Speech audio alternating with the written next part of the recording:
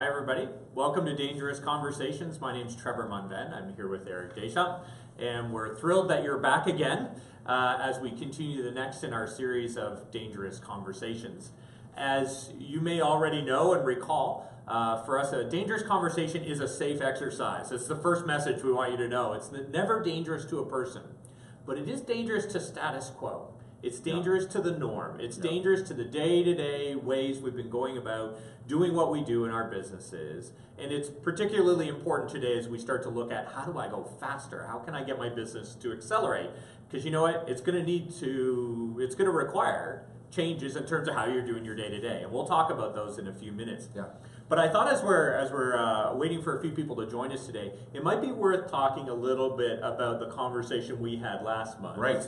About how to own a room, right? We Right. were talking about presentations. So important. And, how we have the stage we know about sometimes when we're asked to do some public speaking, and very often we have the stage we're not even aware of, which is our day-to-day leadership in our businesses. And as you know, we do a lot of training in this area, and I know was it just last week that you were doing training with a major sports team? That's right. Maybe tell us a little bit about what that experience was like as well, and how that paralleled some of the conversation we had when we were having our last dangerous conversation. Well, so this day of training is an experience that we created a few years back and have offered many times since. And it was with Ottawa Sports and Entertainment Group, actually. And we had a member of the Ottawa Red Blacks here, Alex Mateus, who was here. And they were all here to really take their speaking game to another level, because public speaking for them is something they do on a regular basis. They were all community connector type community managers, where they help bring to the public's eye what those sports organizations are doing to help the community and so forth. So public speaking being a kind of an anchor piece for them. Big deal. And here I was working with a room of people who, for the most part, have done this a lot and do this regularly.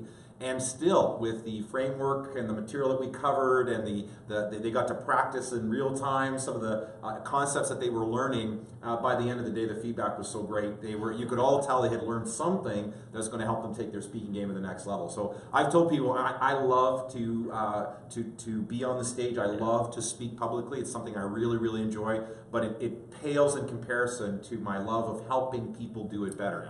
So it was a lot of fun. So these guys are pretty experienced, right? They're on the stage all the time. They're in the public eye.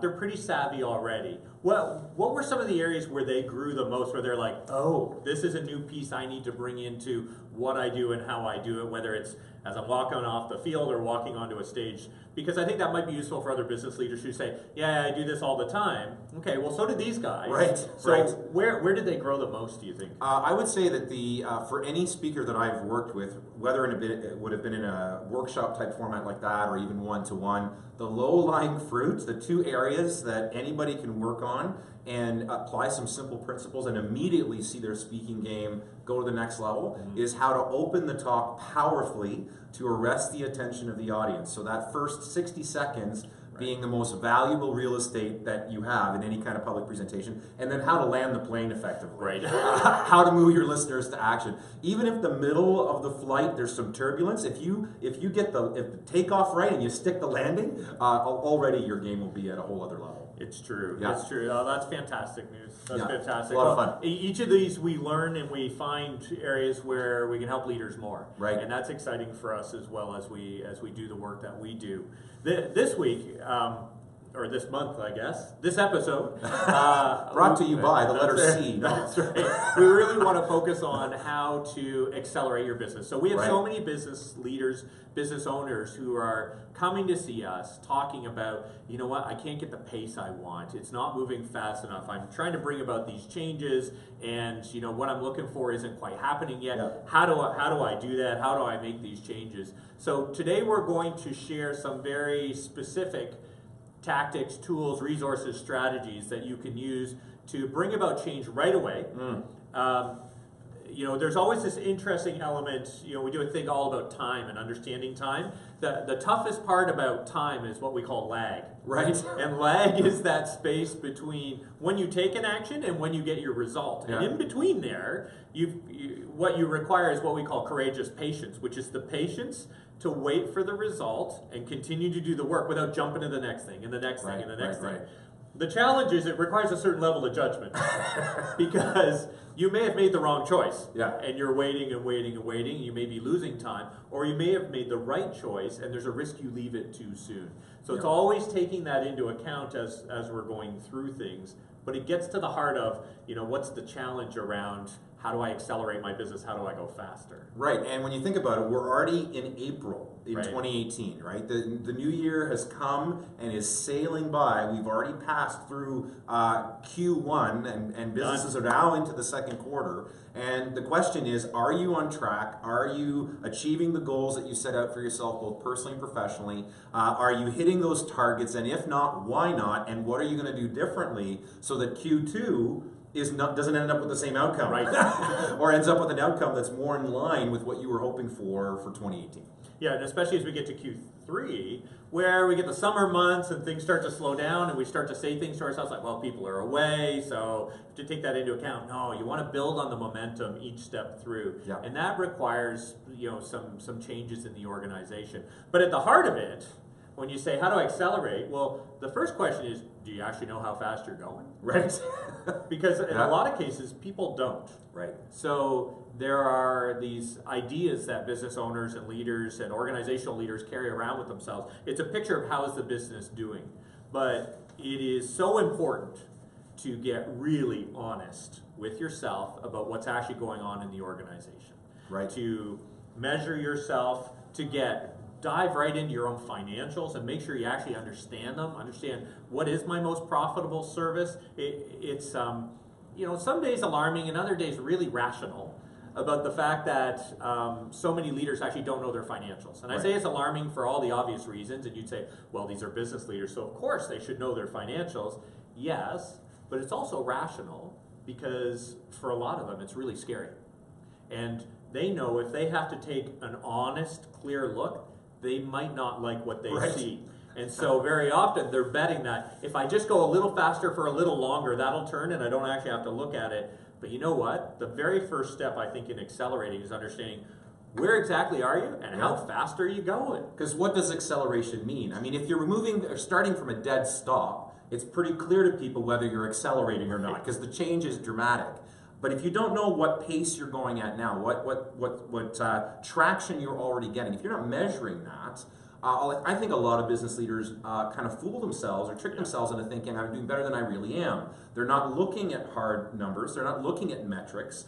They're not looking at key performance indicators. So it's more of a subjective, I think I'm doing better than I know I'm doing better. And it reminds me of that famous scene from Jack Nicholson in A Few Good Men, you can't handle the truth, Oftentimes, we can't handle the truth. We're afraid of what we're going to find out if we take that hard look, as you mentioned, but the only way that we can accelerate, the only way that we can shift gears and do something new is to stop and take a hard look at what are we doing right now. Are we keeping score? Are we measuring the right things? Are we measuring them accurately? Do we have a way of knowing and engaging how well am I doing? How fast am I currently going? Yeah, and there are all kinds of assessments out there. We use some internally. You're welcome. We have free ones on the website. You can go and look. We can talk about that later. But to just start and even do an honest gut check. Yeah. Right. If you're not honest with yourself, just go. You know what? This is where I am, and I don't like it. Right. That's a great place to start. Then I don't know where I am, and I'm prepared to. Hopefully things will change, and then I'll decide if I like it. Right. It's not a good strategy. Right. Now, when we were chatting about this before, you talked about the metaphor you like to use when it comes to the business going fast. So why don't you walk us through this, because it's such a great concept. Right. Well, most people are familiar, even if don't subscribe to it, you've probably heard of Car and Driver magazine, right? It's a famous, pretty popular magazine all about latest and greatest in the automotive industry. And I've always loved the title of that magazine, Car and Driver. And when I think about, and when we talk about helping organizations go faster, perform at a higher level, become the best version of themselves, we're always approaching it from the concept of car and driver. And here's the notion. Take a highly skilled and experienced Indy car driver. This is somebody who's been racing for years, and they know the racing industry, and they know how to handle that kind of a vehicle. Most of us, if you took a guy like me or like you that has no experience in that and put us in a high-performing machine like those race cars, we would probably hurt ourselves and others. Almost guaranteed. Almost guaranteed, because we don't have the experience. So in this case, even if you've got a highly performing machine, it's not enough. So in growing your business or accelerating your business, just looking at the business side is not enough. The other flip side of that equation is take that experienced driver who's been racing for years and understands the machine and the race circuit and all of the ins and outs of being an effective race car driver, and throw him in a jalopy. Not a word you hear a lot these days. A jalopy. You heard me say it. You heard it here first on Dangerous Conversations. Only jalopy. from Eric. Only from Eric. I'm the only guy that still uses that word. But you throw him in an old beat-up car that's not running well, all of his experience, all of his knowledge, none of that really matters at that stage, because the machine is not set to perform. It's not designed to achieve the speed they're looking to go at. If you want to be an Indy race car winner, you have to have a highly performing machine, and you have to have a really skilled driver. So in business, we need to be looking at, if we're going to go at the speed we want to go at, achieve the goals that we have, is the business machine running optimally? Is it at that optimal level of performance? And how can I keep tweaking it just to get a little bit more out of it all the time? And am I growing as a leader? Am I becoming all that I need to be as a leader? And to the point about taking a hard look at the business of being honest, that takes a mature leader. It takes someone who's willing to look at it and not look at it and beat themselves up with the results, because that is not useful. All of us have areas where we can do better. Right? But we often, we're afraid of looking at the hard reality, the harsh reality of what's happening in our businesses, because we're nervous that it's just going to be more fuel for us to beat ourselves up with. I think a mature leader is able to look at the harsh realities of where the business is failing, where their leadership is not quite getting the traction they want to get, and they use it as fuel as opposed to another stick to beat themselves up with. It's a fuel for transformation. It inspires them forward instead of discouraging them. I think it's such a great model. To have a magazine called Car and Car would not be the same. Driver right? and driver. They have to come together. They have to come together, right. which also suggests changes have to happen in both. Right. And I think that's a useful model for us to look and say, what are the kinds of changes required, both with the car and the driver, if we use that as a metaphor, the organization and the leader, in order to do that. I think saving ourselves from punishing ourselves for the state of our business is a great idea, because it doesn't move anything forward. No. It doesn't improve the business. It doesn't improve you. To honestly acknowledge what's not working is a very powerful thing. Yeah. There's a kind of freedom, right? It's when people, I think it's the notion when people finally say something that's been on their chest, but it's been unspeakable for a long time, and they can put that out there. There is a freedom that comes from that is unmatched, I think, anywhere. Absolutely. And to be able to put that out there, to then say, okay, I'm being honest, here's where I'm at. Do I like it? No. Am I going to change it? Yes. So the question is, how do we start to change it? Right. So I think this is a chance for us to start to dive into that a little bit. Yeah, and there's all kinds of strategies one can use when we're looking at where our business is at currently and where we want it to go. And again, I always I think Q1, the end of Q1 is always probably the best opportunity to stop and get a sense of what's happening. You're 3 months into the year. Now, I understand some people, they have a fiscal year that runs differently, but assuming this is early on in your fiscal year or your actual business year, regardless of that dynamic, it's early on. It's early enough to make adjustments. Yeah. It's early enough to make changes. Most of us will, and most business leaders oftentimes will keep going down the same path they're going down. We're not looking deeply enough at the things we need to look at. It's like a pilot who takes off from an airport, and he's only a couple of degrees off course for his destination. Well, at first it's not a big deal, right? You're only a couple of degrees off. But the farther you travel, the longer you travel, that 2 degrees becomes 4 degrees, 6 degrees, 8, and all of a sudden you're way off course, you're hours off course, and sometimes you're not even going to have the fuel necessary in the plane to get you to where you originally want to go, and you may need to land somewhere else. that's the point of doing a review of your business this early on to accelerate it. Are you on track? Are you on course? Even if you're off course by a little, now's the time to course correct before you're too late in the year. Right. And now what is done, and you're just going to have to kind of put up with what happens, right? So I think for me, the big one that we've already been talking about, it's a key strategy that should be ongoing, is keeping score. What are you keeping score of? What are you measuring? What are you monitoring? And have you set targets for those? And how close are you to those? Or how far off are you? And asking yourself the question, why am I off target? Or why am I on target? What's working? What's not working? We don't have quite enough time right now to dive into, here's all the metrics you should be keeping score of. Yeah. Plus, we would need a much longer broadcast. I think so. It'd be the 3-day version, which, get comfy. Yeah, that's great for a snack. And for every organization, it's a little different in terms of what comes to the foreground as those priority indicators going forward. But being able to measure that, to get really honest with yourself, gives you immediate power to be able to start to make those changes. If you're at the end of Q1 and right now you know in your heart of hearts, take whatever assessment you want, but you already know you're off course, it's not too late to fix it. Now's the time. Now is the time. Yeah. Third quarter, fourth quarter, kind of tough. The earlier you can do this, the better. Yeah. I think linked to that, for me, one of the things that makes businesses really fast, and I think as time goes by, I'm coming to appreciate this even more and more, is the connection and understanding of mission, vision, and values. Oh, yeah. Now, this stuff has such a bad rap in so many contexts because we have probably all at some point been through the exercise where it's been done as a bit of a checkbox exercise. We've been asked, but no one's listened. It's been implemented, but no one uses it. But the power of a mission, vision, and values are yes, they're strategic. I find their real power are operational. They're tactical. They're really tactical. Yeah. These things should play out moment to moment, day to day. Yeah. And when you have clarity about what are we doing, why are we doing it, how do we do it, what it does is it gives you instant decision making on all kinds of issues. Right. As opposed to, I don't know, do we want to go that way or don't we want to go that way? Instead of answering the question, we end up speculating about possible outcomes that actually shouldn't even be on the table. Right. Now again, there's a judgment exercise required here to assess whether or not a new initiative, a new opportunity, a problem falls within our scope as an organization or not.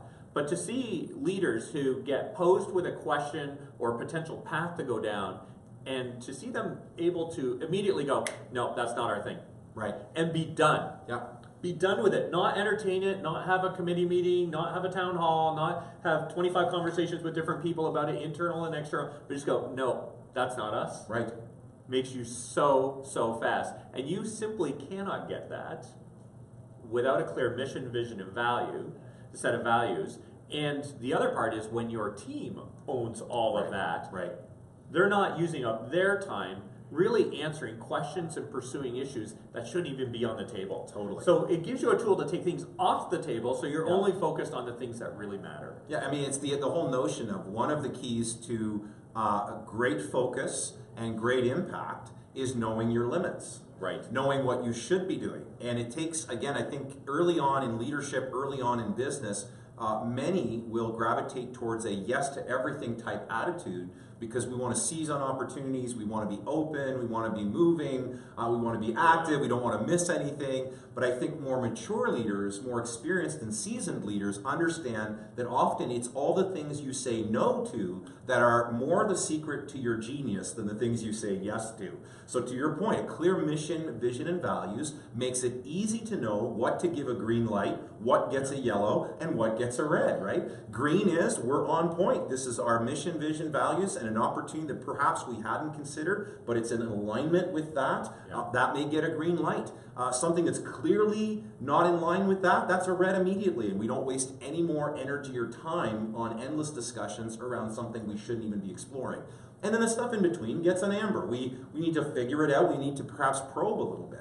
But I think, to your point, I think a lot of leaders spin their wheels around should we or shouldn't we, and they lose the window of opportunity anyway, right? Because we're lost in this questioning thing. But a clear mission and vision and values allows us to be incredibly focused, incredibly directed, and as a result, more impactful. Yeah, and those yellow lights, you can spend a ton of time in that space as well. So actually getting clear in terms of what's the process that you use in your organization to make a decision around that, who do you involve, how long do you let it go? Yeah. I know organizations who have been wrestling with kind of yellow light stuff for years, like years and years. And you can sit with them politely, and sometimes I think, wow, you can have a world war in less time than it took to make this decision in this organization, right? And so there's a need to get really clear on how do we make this decision? Yeah. Who needs to be involved? How do we decide it? How are we going to align it? And if it's a no, then treat it as a no, because it's just so powerful. I mean, I see an amber light and I hit the gas, right? I go faster, but that's just me. That's totally us. Another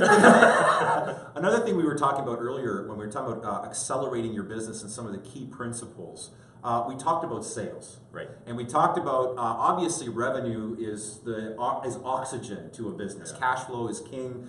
Revenue is what makes the business breathe and thrive and keep its doors open. And one of the best areas to focus on often when we're talking about accelerating the business and going faster is how do we accelerate our sales? You got some thoughts about that? We talk about the three audiences that we people should be considering. Yeah, there's it's interesting. We like to keep growing outwards. Right. So I'm going to come at this two ways quickly. The first is stop creating new things to sell.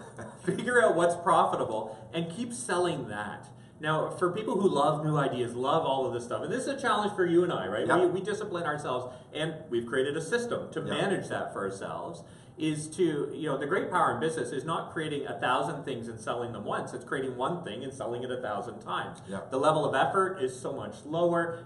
There is an element of doing the same thing over and over, creating the systems that do that, so it requires less and less of your time. That's the other thing. If you're selling 1,000 different things once, you haven't created a system for any of them. No, that's right. But for that one thing, you can do it. So there's great benefit there.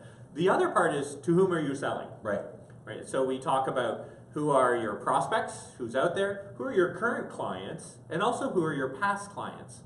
Now, if you take a moment and just think, so who's going to be the easiest one to sell to?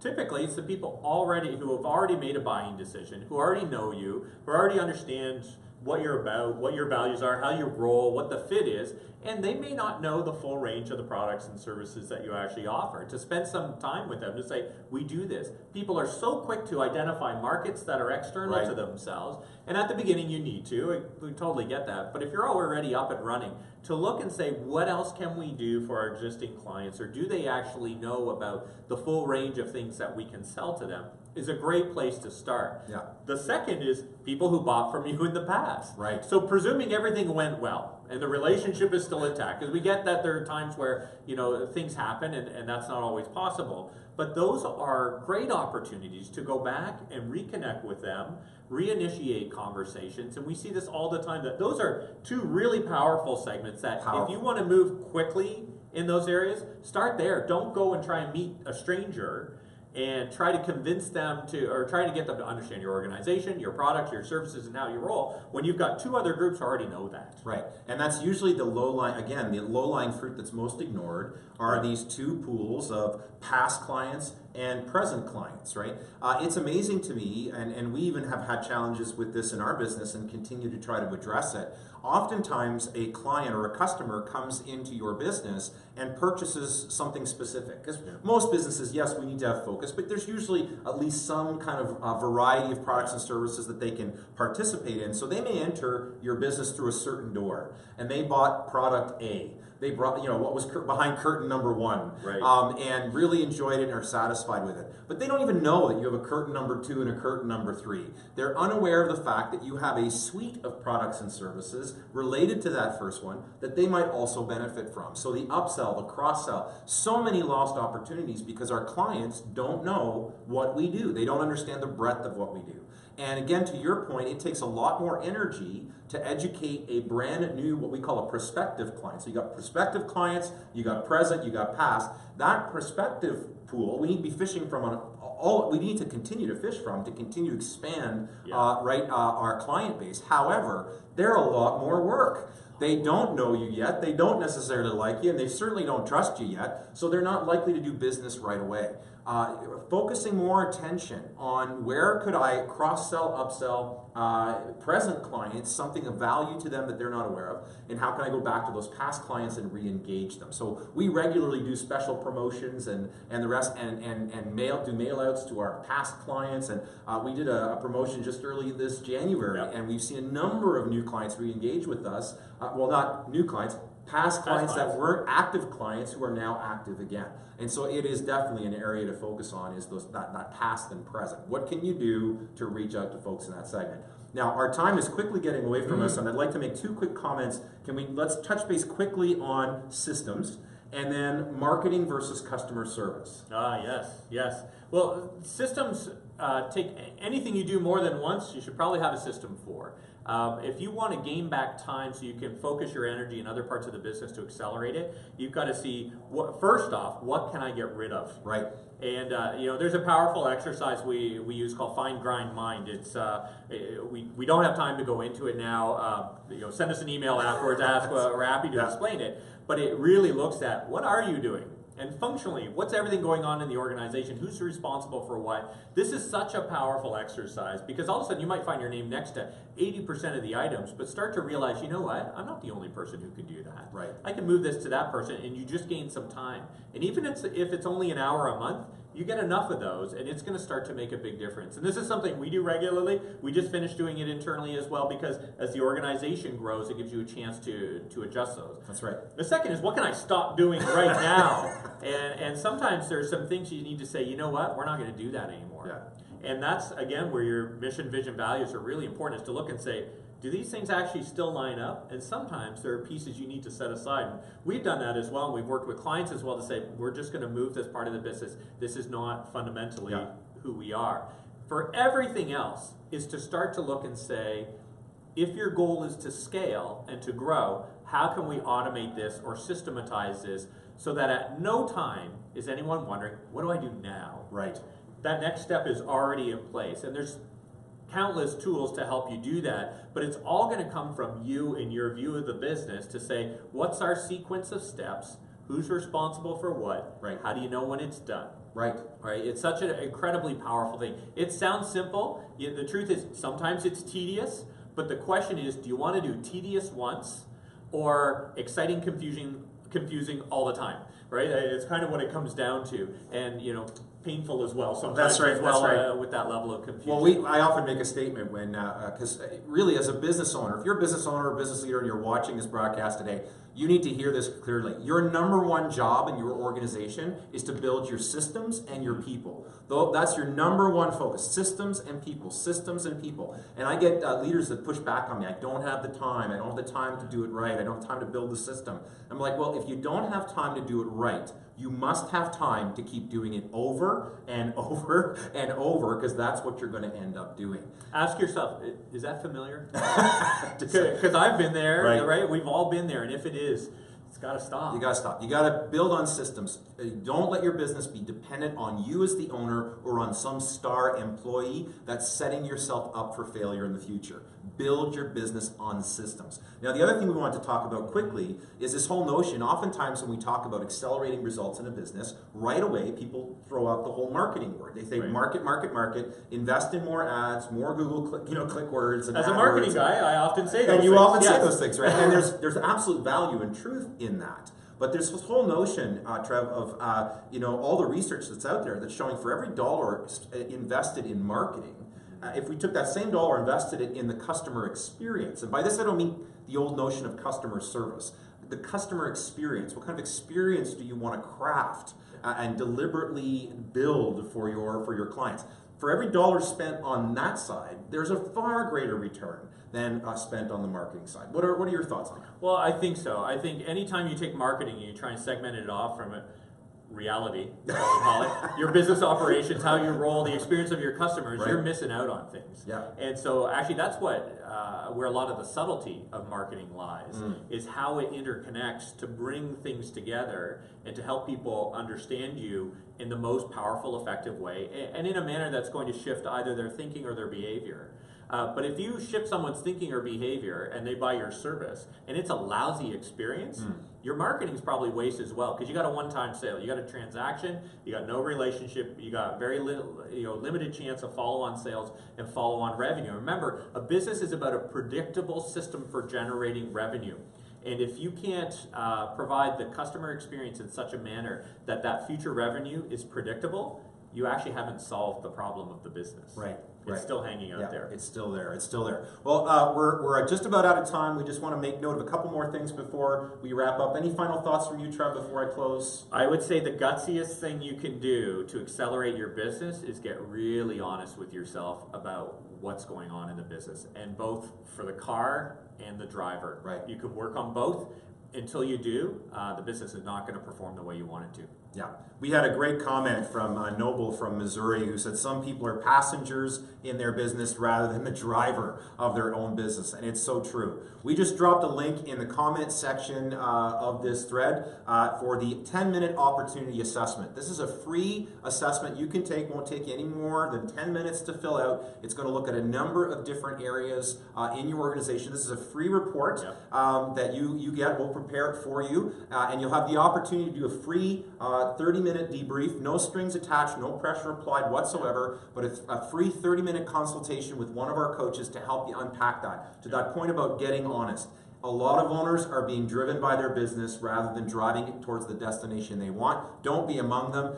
We encourage you to take the assessment, and we look forward to having you at next month's broadcast. Thanks for joining in today. Thanks.